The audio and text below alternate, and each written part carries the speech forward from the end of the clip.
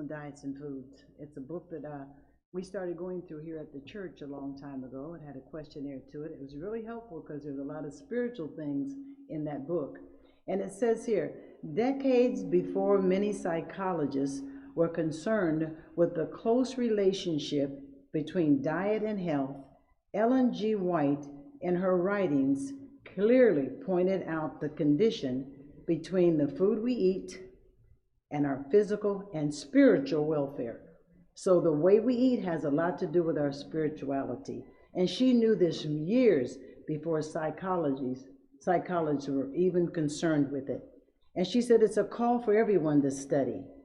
She did not intend that her writings along nutrition lines should exclude the need of earnest study to find the best and most agreeable diet, taking advantage of a growing knowledge and the experience and the investigation of others. She wrote, to keep the body in a healthy condition in order that all parts of the living machinery may act harmoniously should be the study of our life. Just as we studied this morning about our human body working all together, the church working together in harmony. It is plainly our duty to give these nature's laws careful study.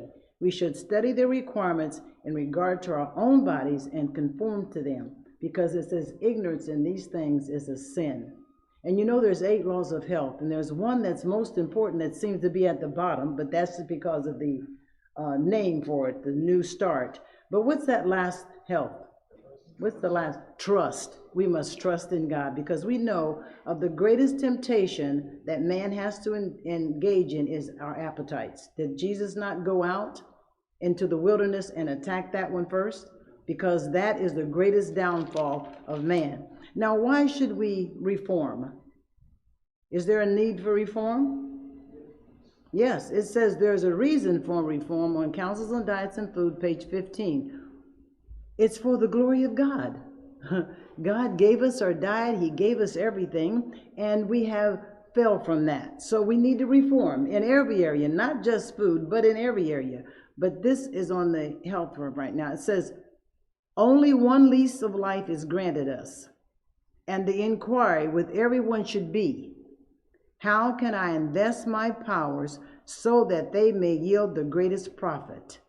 How can I do most for the glory of God and the benefit of my fellow man? For this life is valuable only as it is used for the attainment of these ends. You know what it says our first duty is to God and to one another? Our first duty toward God and our fellow being is that of self-development. That's my first duty to God and to you.